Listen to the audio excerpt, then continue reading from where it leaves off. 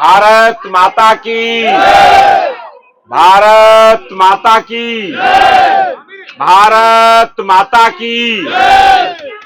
आज परशुराम स्वाभिमान सेना के नेतृत्व में जवाहरलाल नेहरू विश्वविद्यालय में विगत दिनों जो नारे लिखे गए और नारों में कहा गया कि ब्राह्मण भारत छोड़ो, वैश्य भारत छोड़ो, उसके विरोध में परशुराम स्वाभिमान सेना के दिल्ली प्रदेश के नेतृत्व में परशुराम स्वाभिमान सेना के राष्ट्रीय अध्यक्ष श्री अजय भारद्वाज के आह्वान पर जो अनिश्चितकालीन जो ये धरने का ऐलान किया गया है, सबसे पहले तो मैं ये कहूंगा कि अनिश्चितकालीन धरना आज खत्म होना चाहिए और धरने को आगे बढ़ाना यानी कि अवसर देना है। मैं सरकार और भारतीय जनता पार्टी की तरफ से भी आपका प्रतिनिधित्व करूंगा और इस बात की मांग करूंगा कि जो घटना वहां घटी है वो घटना निश्चित रूप से देश के लिए, हिंदू सनातन के लिए ये बड़ी घटना है।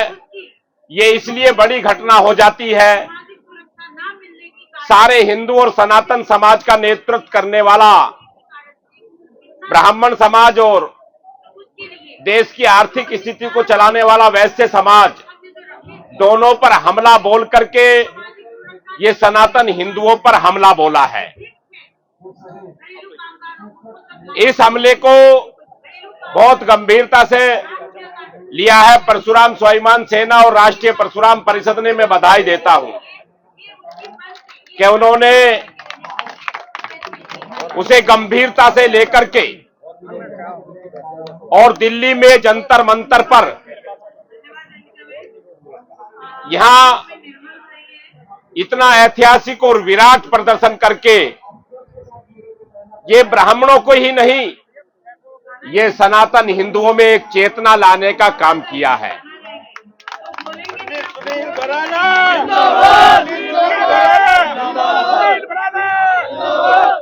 अभी हमारे बीच में यहाँ मुकेश भार्गव जी जो राष्ट्रीय संयोजक हैं राष्ट्रीय परशुराम परिषद तीर्थ पर, उनका मार्च करने का यहां से जो ऐलान है,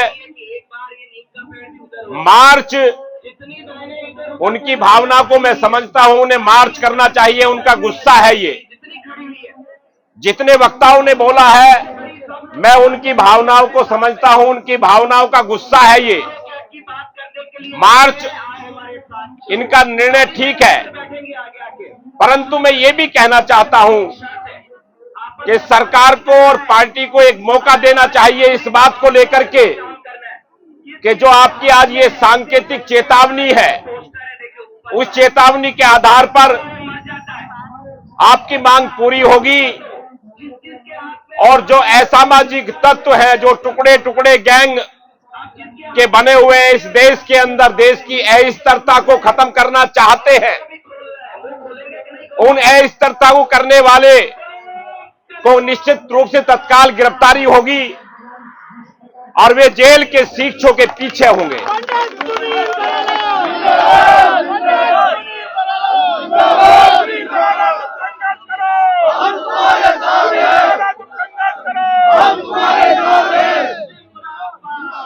क्योंकि ये गुस्सा देखने का जब पता लगता है, हरियाणा से हमारे सुरेश कौशिक जी, हमारे राजस्थान से आसपास से चल करके, किसी के बुलाने से नहीं, अपने आप आए चल करके, और उन्होंने अपने गुस्से का इजहार कर दिया है और बता दिया है कि ये जो प्रकरण है, जेएनयू का विश्वविद्यालय प्रशासन उसे दबाने की कोशिश करता है तो वो दबेगा नहीं, उनको चिन्हित करके गिरफ्तारी करनी पड़ेगी।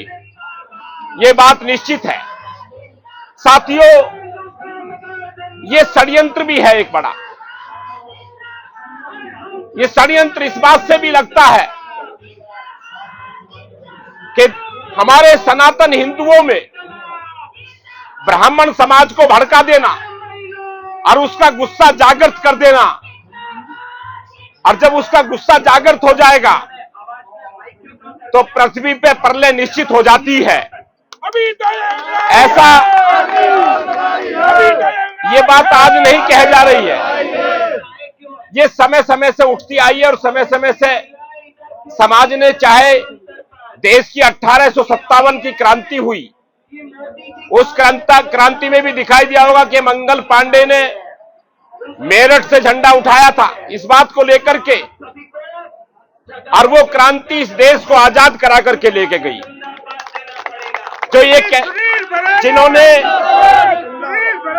देश में 100 साल यहां गौरों ने राज किया था, हम पे अत्याचार किया था, इस भारत के अस्मिता पर उन्होंने प्रहार किया था, तो इसी प्रकार के वे लोग हैं जो ये सोचते थे कि हम धीरे धीरे अपने मिशन पर कामयाब हो जाएंगे। वो कामयाब उन्हें नहीं होने दिया जाएगा। हमारी सरकार, हमारे देश के गृह मंत्री आदरणीय अमित शाह जी, वो बहुत गंभीर है इस प्रकरण को लेकर के, और इस प्रकरण पे बड़ी कार्रवाई वो कराएंगे। मैं आपको इस बात का आश्वासन देता हूं।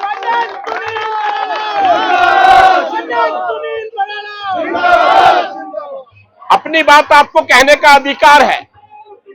आप बहुत अच्छे से शांति बनाए रखते हुए आपने यहां मार्च, आपने यहां प्रदर्शन, विभिन्न राज्यों से आए सारे लोगों ने अपनी बात रखी। दिल्ली प्रदेश, उत्तर प्रदेश और एनसीआर के लोग आज जिस प्रकार के ये पदाधिकारी के रूप में इतनी बड़ी संख्या में, भारी संख्या में यहां पदाधिकारी पहुंचे, तो ये बात तो समझ में आ जाती है उन टुकड़े टुकड़े गैंग वालों के कि ये पदाधिकारी इतनी बड़ी संख्या में आ गए। परशुराम स्वाभिमान सेना के अगर इन्होंने आह्वान कर दिया तो वे यहां से उन्हें जगह भी नहीं मिलने की, छुपने की कहीं भी। तो साथियों, मैं आप लोगों से और यहां बैठे हुए मुकेश भार्गव जी और अजय भारद्वाज जी से कहूंगा कि अपने इस मार्च को सांकेतिक करते हुए आज समापन करना चाहिए, और आपकी बात को हम आगे बढ़ाते हुए ऐसे लोगों को जिन्होंने आपकी भावनाओं को ठेस पहुंचाई है, उनको ऐसी शक्तियों को निश्चित रूप से कुचल दिया जाएगा। मैं आपको यह आश्वासन देता हूं।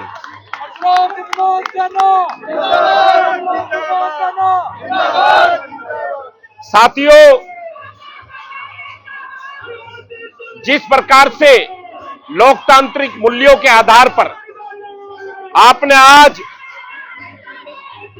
ये सारी चीजें सामने रखी है और वक्ताओं ने इस बात के बारे में अवगत कराया है, ये बात बहुत गंभीर है। उन बातों पर हम अमल करेंगे और निश्चित रूप से मैं पुनः आपसे कहूंगा कि कार्रवाई भी कराएंगे। परशुराम भगवान की जय, परशुराम भगवान की जय, परशुराम स्वाभिमान सेना जिंदाबाद, परशुराम स्वाभिमान सेना जिंदाबाद। तो आप निर्णय करके अपना अभी जो ज्ञापन देना है, जिस प्रकार के जितने लोग जाने हैं, शांति बनाए रखते हुए, अपने जोश को बराबर रखते हुए आप अपना निर्णय ले। मैं मुकेश जी से और अजय भारद्वाज जी से कहूंगा कि वो निर्णय लेकर जितने सब पदाधिकारी कार्यकर्ता हैं वे अपना उसको ज्ञापन दे करके उसके पश्चात और बहुत शांतिपूर्वक इसको बना के रखना है। और जो निर्णय होगा आप लोगों का, उस निर्णय के आधार पर जो ज्ञापन आप हमें देंगे मैं भी पहुंचाने की कोशिश करूंगा, और जहां आपका ज्ञापन जाएगा वो भी इस पर निर्णय लेंगे। और उसके बाद आप उस अवसर के बाद में अपना जो भी निर्णय लेंगे, हम तुम्हारे उस निर्णय के साथ खड़े रहेंगे, तुम्हारे साथ खड़े रहेंगे।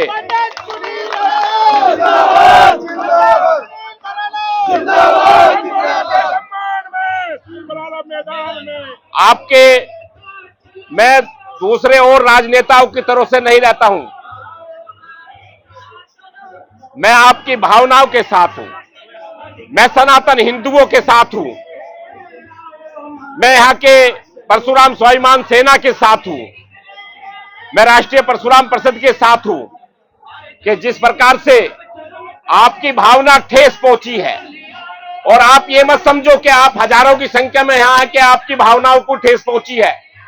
मैं आपको बताना चाहूंगा कि आपकी भावनाओं के साथ साथ जो करोड़ों लोग हैं देश के अंदर, उनकी भावनाओं को ठेस पहुंची है, वो भी मौन समर्थन तुम्हारे साथ करते हैं, मौन समर्थन तुम्हारे साथ है उनका भी।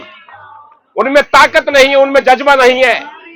जिस प्रकार से तुम घर से निकल करके अपने जज्बे के साथ और चल करके दिल्ली के जंतर मंतर पर आकर के आपने अपनी आवाज उठाई है, उनकी आवाज भी आपकी आवाज के साथ है। पूरे उत्तर प्रदेश का समाज सनातन आपके साथ खड़ा है, पूरे देश के लोग आपके साथ खड़े हैं, और सब चाहते हैं कि वे टुकड़े टुकड़े गैंग के जो लोग हैं वे निश्चित रूप से गिरफ्तार हो और जेल जाएं और उनके खिलाफ कड़ी कार्रवाई हो। तो आप उसको ध्यान में रख करके, उन भावनाओं को ध्यान में रख करके अपनी बात को गंभीरता से सुनेंगे, और अनुशासन जो आपने दिखाया है, मुझे बहुत फक्र है आप लोगों पर कि आपने अपनी आवाज को, क्रांतिकारी आवाज को आपने मजबूताई से उठाया है, और मजबूताई से आपने यहां विचार रखे हैं। आप 10:30 बजे से यहां पर जमे हुए हैं, लगातार आपका यहां सब ने आपकी बात सुनी है, और मुझे भी आपके बीच में आने का अवसर मिला है। मैं आपको सबको धन्यवाद देता हूं कि आपने यहां मुझे बुलाया है। मैं आपका आभार व्यक्त करता हूं, धन्यवाद व्यक्त करता हूं। इन्हीं शब्दों के साथ अपनी वाणी को विराम देता हूं।